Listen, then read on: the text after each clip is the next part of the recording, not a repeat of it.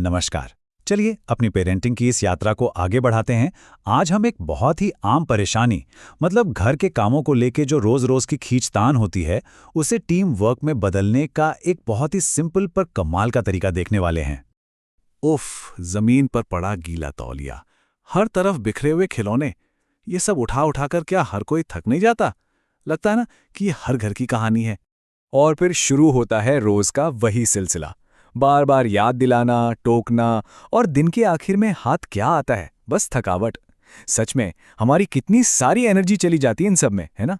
तो चलिए अब इस पूरी सिचुएशन को एक अलग ही एंगल से देखते हैं, क्योंकि इसका जो हल है ना, वो एक बहुत ही पुरानी और प्यारी सी कहानी में छिपा हुआ है।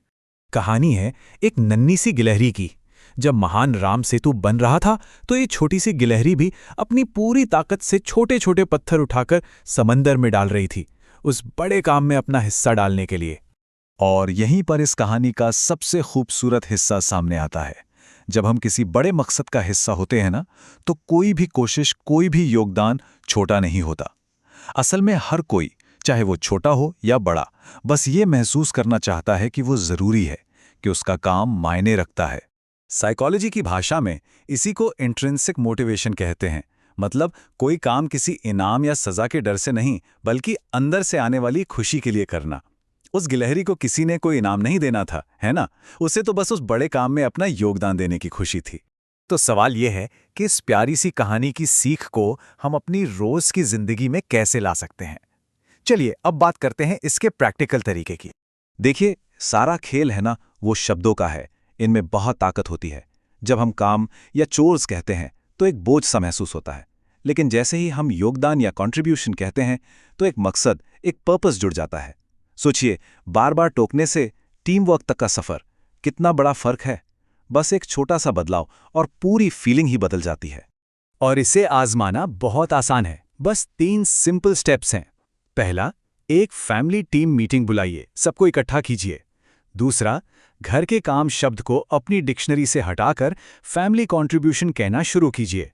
और तीसरा, जो सबसे मजेदार है, हर किसी को एक बढ़िया सा एम्पावरिंग जॉब टाइटल दीजिए। कुछ आइडियाज चाहिए? चलिए देखते हैं। जो बच्चा पौधों में पानी देता है वो बन सकता है वाटर मैनेजर। खिलौने समेटने वाला चीफ ऑफ टाइडीनेस। घर के पेट को खाना खिलाने की जिम्मेदारी मतलब लीड पेट प्रोवाइडर। और सबकी पानी की बोतलें भरने वाला, वो है हेड ऑफ हाइड्रेशन। ये तो बस कुछ आइडियाज हैं। अब तो अपनी क्रिएटिविटी को दौड़ाना है। तो इस छोटे से बदलाव से होगा क्या नतीजा? घर में ज्यादा सुकून, ज्यादा शांति और कम से कम सिरदर्दी। और इसके पीछे की सबसे गहरी बात पता है क्या है? जब बच्चे को यह महसूस होता है कि वो सिर्फ एक काम नहीं कर रहा, बल्कि टीम का एक जरूरी हिस्सा है, एक वैल्यूड कंट्रीब्यूटर है, तो मदद करने की जो उसके अंदर की इच्छा है ना, वो अपने आप जाग जाती है। तो अब सोचने वाली बात यह है कि आज रात घर में कौन सा नया और मजेदार जॉब टाइटल बनाया जा सकता है। और हमारी ये बातचीत जारी रहेगी। अगली बार हम उस एक सवाल का हल ढूंढेंगे जो हर पेरेंट को परेशान करता है। मम्मी पापा, मैं बोर हो रहा हूं। हम बात करेंगे बोर्डम जार के जादू के बारे में। तो हमारे साथ बने रहिएगा।